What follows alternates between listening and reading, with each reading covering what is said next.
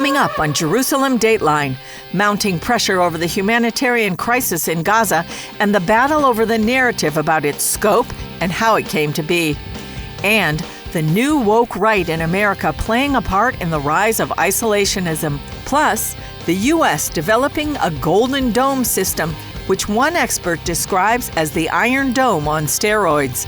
And Aliza Ben Shalom, the Jewish matchmaker. All this and more coming up on this edition of Jerusalem Dateline. Hello and welcome to this edition of Jerusalem Dateline. I'm Julie Stahl. Efforts are being made to get humanitarian aid to Gazans, but the question is whether it's working. And if it's not working, why? Our correspondents Chuck Holton and Paul Petit bring the latest on the situation in Gaza and on the calls for a two-state solution coming from France. Take a look. The Israeli military faced mounting pressure to ease the humanitarian crisis in Gaza. In response, the IDF announced new measures to expand aid delivery, both by land and air. In order to reach even more civilians, the IDF has conducted an airdrop operation of humanitarian supplies led by COGAT with international aid organizations. In addition, we are now implementing daily humanitarian pauses and designated corridors to allow safe movement for aid distribution. According to the IDF, more than 850 aid trucks entered Gaza over the past week. Israel also connected a power line to increase clean water output in Gaza by 5 million gallons per day. But as the UN convoys resumed operations, some were looted, raising serious concerns about distribution security. President Trump says Hamas does not want a deal. And they hardened up. They don't want to give them back. And so Israel's going to have to make a decision. I know what I do, but I don't think it's appropriate that I say, but Israel's going to have to make a decision. Families of some hostages condemn the ceasefires, calling them a strategic mistake that gives Hamas time to regroup without securing the release of any captives. So we're sending soldiers to fight the enemy. They go to war and they sacrifice their lives. And on the second hand, we're sending them everything they need in order to continue this war effort against us. Sunday night in Jerusalem, Prime Minister Benjamin Netanyahu addressed Christian leaders, including Pastor Paula White of the White House Faith Office, in which he pushed back on accusations that Israel was persecuting Christians. Israel is now portrayed as the enemy of Christians. And the enemies of Christians are portrayed as the friends of the United States. Israel has a thriving Christian community, the only thriving Christian community in the broad radius of the Middle East, where Christians are not tolerated, they're cherished. There is no policy of starvation in Gaza, and there is no starvation in Gaza. Netanyahu reaffirmed Israel's commitment to dismantling Hamas and securing the return of the hostages, while warning that the war for public opinion may be just as critical as the fight on the ground.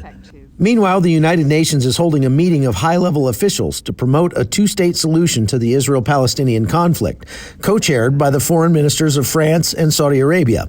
Israel opposes a Palestinian state. The U.S. calls the meeting unproductive to ending the war in Gaza. Both are boycotting the meeting. From Jerusalem, I'm Chuck Holton for CBN News. Explosions Monday night, humanitarian aid drops by morning, opposing scenes in Israel's war in Gaza. The IDF is now pausing operations 10 hours a day to improve the flow of aid into the territory. Mr. President, Prime Minister Netanyahu said there's no starvation in Gaza. Do you agree with that assessment? I don't know. I mean, based on television, I would say not particularly, because those children look very hungry. But President Trump is strategizing with Prime Minister Benjamin Netanyahu to feed them. we're going to set up food centers, and we're going to do it in conjunction with some very good people, and we're going to supply funds. Netanyahu calls accusations of deliberate starvation a bold-faced lie, insisting images of hungry Palestinians are an act of Hamas propaganda. There is no policy of starvation in Gaza, and there is no starvation in Gaza.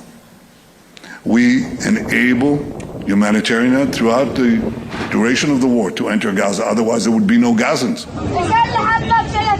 Seeming to back that claim, recent footage from Al Sahaba Market in Gaza City, packed with food, and reports that a photo of an emaciated child held up by news outlets as the face of starvation in Gaza was actually a child with a genetic disorder who was evacuated from Gaza in June. Israel also released video claiming to show Hamas looting humanitarian aid meant for civilians. Israel's dealing with an immoral, an evil enemy, genocidal enemy, massacred, mass raped our citizens, and an immoral, morally confused West that's making us feed our enemy, even though it's known that Hamas itself takes the aid and sells it at exorbitant prices to its own people. At the United Nations Monday, France urged the EU to push Israel toward a two-state solution, triggering protests by Jewish groups in France. The U.S. State Department called the meeting a staged conference. Now come reports that in coming days, the UK plans to announce a peace plan that includes a Palestinian state. We understand the goal, which is to try to help peace, but we consider that it is counterproductive because at the end, this decision, this recognition of a Palestinian state will be considered by the Hamas as its own victory. We are coming up with various plans. We're going to say it's a very difficult situation. If they didn't have the hostages, things would go very quickly. In Jerusalem, Paul Petit, CBN News. Coming up, Lori Cardoza Moore from PJTN proclaiming justice to the nations.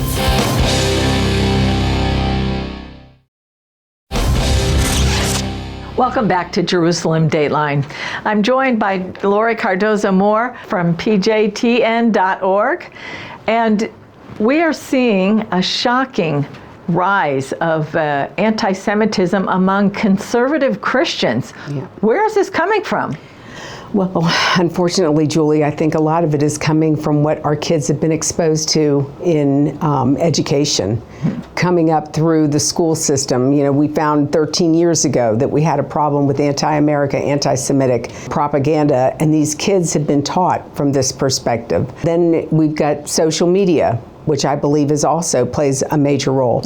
But something we haven't seen is the whole issue of isolationism popping up. If you think about it, think of all the conservative talkers that people follow, like Candace Owens, like Tucker Carlson, like Steve Bannon, all of these people who we used to rely upon for solid information about what really is going on politically. And then all of a sudden, we start hearing people, you know, Bannon has kind of always talked about isolationism, but he was never a real heavy hitter with it. He would just talk about it. But now it seems like everybody, all the big conservative talkers, even Marjorie Taylor Greene, congressmen, are also using this analogy, saying that we don't need to be caught up in every foreign war. Well, I agree with that, Julie. But as the leader of a Christian organization, we have the responsibility to teach biblical truth to Christians, and that's the position that we should be standing on as Christians. What is the position of Israel? How should people be relating to Israel and the wars that it's in? Well, we should relate to Israel as the Bible says. Genesis 12:3, we all know it. I will bless those who bless you and curse him who curses you. In the book of Obadiah, God told the prophet that in the last days, which we all agree, we're living in the last days, he's going to wipe out the descendants of Edom because they stood by while their brother Jacob was held in captivity and they did nothing. We cannot stand by. The other nations of the world, that's a whole different ballgame. But when it comes to the nation of Israel, if Israel needs us, if they pick up the phone to call us to ask for help, just like what we did in helping with sending our B-2 bombers recently with Iran, if Israel needs us, we are to show up. We're not allowed, by the word of God, we're not allowed to turn their request or their need on deaf ears. We are to stand up and support them. So what can be done to combat this, this kind of wave of this conservative wokeness? I think the biggest thing is people need to start reading their Bible again. And unfortunately, we're so focused on watching our 2-minute soundbite, interviews on our phone. We're not really going to in-depth study. We're not praying and asking God to give us wisdom as we study His Word to understand how that Word applies to us, especially in the hour to which we live. We were put here, Julie, for a very specific purpose. Each one of us. Mm-hmm. We didn't just randomly come into the world. We weren't just randomly brought into our parents. We were put here for a purpose. And our mission, our goal, is to try to help Christians understand that if God put us here today, not 500 years ago or 1,000 years ago, then He obviously has a call and a purpose for us. And we're trying to help Christians to seek God, to find out what is your place in this mission, in this world. Why did God put you here? That's the question we have to ask, especially at a time when could a nation be born in a day? We're living in that time when that nation, yes. Yeah, and here we are right here in Jerusalem, right, where it all started. So it's critically important, and I think too often I find people that follow these people like Tucker and Candace, I find that those people are not educated enough. They're biblically illiterate, and that's going to be to our detriment. Lori, thank you so much for being with us and sharing with us. Thank you, Julie, for having me. It's great to be back. When we come back, a defense system to protect against EMP, an electromagnetic pulse attack.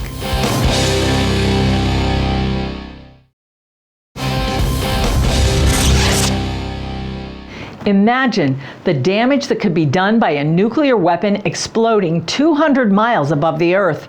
CBN's Gary Lane interviewed an expert who has studied this possibility and explains the Golden Dome defense system the U.S. is currently developing.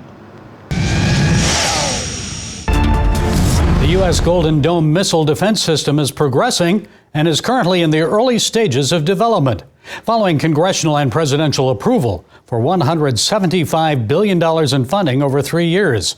However, the question remains, will this system effectively protect America from drone attacks and electromagnetic pulse bomb threats? Well, joining us to discuss this topic is Dr. William Forstchen. He's an expert on EMPs and the author of several fictional works on that subject, including his latest book, 5 Years After. Bill, first explain for our viewers just how capable are U.S. enemies to deliver an EMP over the country, and what effect would it have on the nation? Okay, EMP, shorthand for electromagnetic pulse weapon, is created by taking a nuclear weapon, put it on an ICBM, launch it above the center of the United States, 200 miles out. When the warhead blows, it sets up an electrostatic discharge and gamma ray bursts called, the Compton effect. When that hits the Earth's surface, it feeds into all our wiring. Actually, the millions of miles of antennas and wiring becomes antennas. Blows out the power grid. 1 second after, we are without power. Worst case scenario, 3 such weapons. This is precisely what Golden Dome is going to address. Well, we've discussed before that an EMP attack would not only destroy the power grid, but also disrupt the U.S. water supply, which relies on electricity. Please tell us more. Okay, I call it like a Maslow's hierarchy of disaster.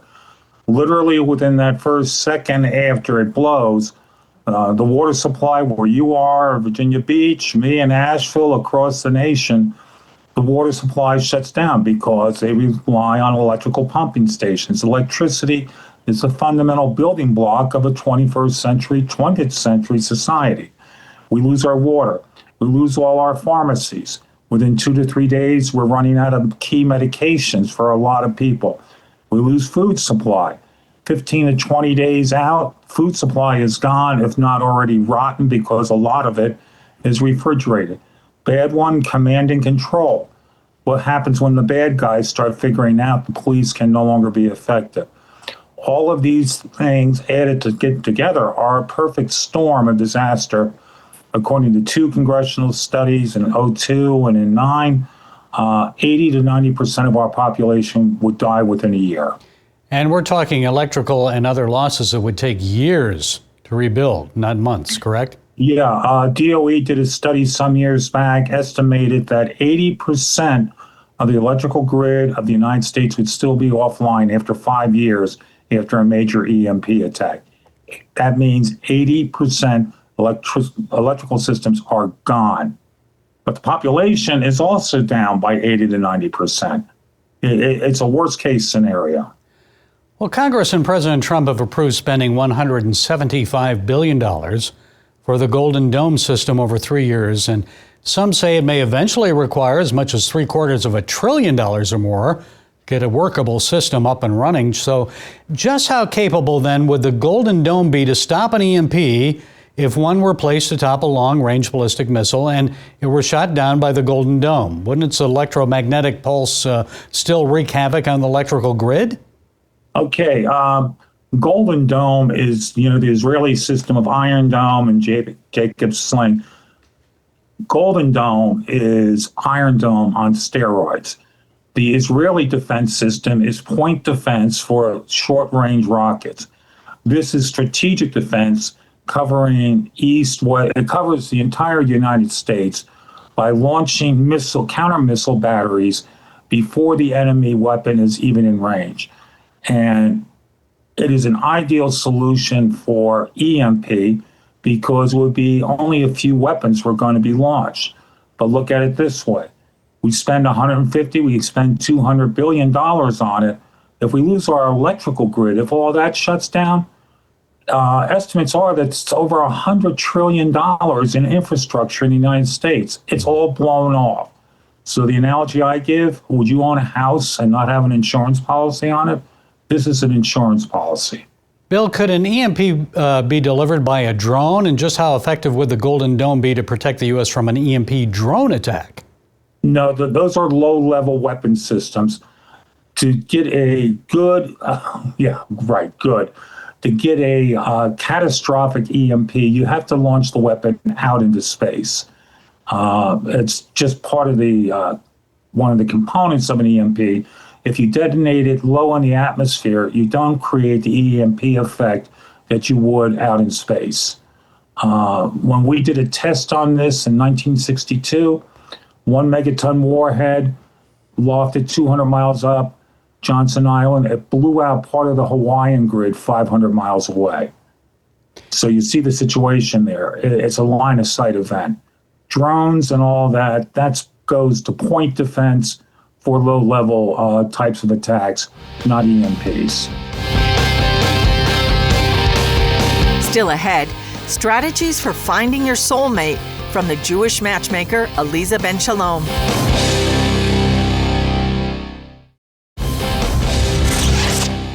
I'm joined by Aliza Ben Shalom, author of Matchmaker. Aliza, welcome to Jerusalem Dateline. Thank you for having me. Now, you're also the star of the Netflix hit Jewish Matchmaking. What gives you so much joy? What motivates you to help people find matches, marriage, everlasting love? I love bringing people together because I think at the foundation of the world are couples, and those couples build communities, and our communities build and change the world. Wow, that is powerful. Now, so one of the things that you help people go through in your book is how to date and what the proper way is to date. And you talk about 5 dates, not more than 5 hours each, not more than 5 days in between. What is with 5? Why 5? It happens to be that it's catchy and it's memorable. Okay. And also that if I see you for 5 dates, then I really get a sense of who you are. And not spending too much time because I don't want to get sick of you yet. I still want to have curiosity there. And so not more than 5 hours and not more than 5 days in between. If we have more than 5 days in between the dates, then there's no dating momentum. So we need all of these things to be the perfect recipe to build a budding romance. I like that. So now Israel has been fighting wars big time for the last almost 2 years. Do you find that is causing Jewish people inside Israel, outside Israel, to want to date and get married, or are they dating less? In Israel, it's been more challenging to date because we have more people that are unfortunately fighting a different war, not the relationship war. Right. So it's been much more challenging for us to bring people together. Outside of Israel, there's been a very strong motivation of, I need to get married, I need to find my person, I want Jewish continuity to be there, and now is the time. They're feeling a sense of urgency, and the war has prompted that. Do they want to come back to Israel? Many people, Really? believe it or not, have told me I would much rather be in Israel than outside of Israel watching this war. Wow, that's pretty powerful. You talk about a high quality human being. What does that mean? A high quality human is somebody who treats you and themselves with respect, holds themselves in a high regard as well as you, and can be playful in the nature of a relationship, but not in terms of playing games. Right. And I think that the boy next door, or the girl next door, or somebody who seems a little bit too, I'll call it boring, often ends up being what I call the HQH, the high quality human that we actually crave and want and need for stability in our lives. Wow, so how does someone know that they found that person? So often they will be underwhelmed, not overwhelmed with that person. They will feel calm, they will feel confident, they will feel at ease with them, but it won't be sparks and amazing and just the most incredible thing, the most exciting thing ever. It won't feel like that because there's so much more stability and so much more grounding in it. It just seems to work and it just seems to make sense, and we get along and things are going very well. So how can someone know that what they're looking for, or how they're who they should approach or receive from? I think it's important that people decide what their values are and search for somebody who's in alignment with those values. We want somebody who is heading in a similar direction to us, and at the end of our lives, we've helped each other to grow and to get to that place that we really want to be. Mm-hmm. So we need somebody who's in alignment with our values, and the first place is your first soulmate is you. Find yourself, and then find somebody who matches who you are. Okay, and what kind of tips can you give singles if they're looking for someone? Number one, never give up. Know your person is out there. We each have a soulmate, a beshert, as we call it in Hebrew, and we need to know that this person exists in this world, and it's our job to find them. It's not a mystery. And get support. Get the people around you to help you. Let them know I'm searching for somebody. Maybe you know somebody. Network same way that you would for business. Do that with your personal life as well, and bring people in to help you find your person. Now, you're the Jewish matchmaker. Do you help non-Jewish people, Christians or Messianic Jews find mates? So we have an interconnected matchmaking network of people from all across the world, from all different faiths and backgrounds. So I collaborate with Christian matchmakers, and my job is to bring the right people together. I don't have the right network, but I do have a network of matchmakers to make a match with. Wow, that's great. Aliza Ben Shalom, thank you so much for the work you do and for joining us. Thank you for having me. That's all for this edition of Jerusalem Dateline. Thanks for joining us. Please keep praying for the peace of Jerusalem, that God would thwart the plans of evil men and that his justice would prevail. And as always, that all the hostages would come home safely and soon. And in light of the hostages, we'll leave you with a scripture from Psalm 71. It's verse 4. Rescue me, my God, from the hand of the wicked and from the hand of the unrighteous and cruel man. And remember, the God who watches over Israel and you and me neither slumbers nor sleeps. For all of us here at the Jerusalem Bureau, I'm Julie Stahl. We'll see you next time on Jerusalem Dateline.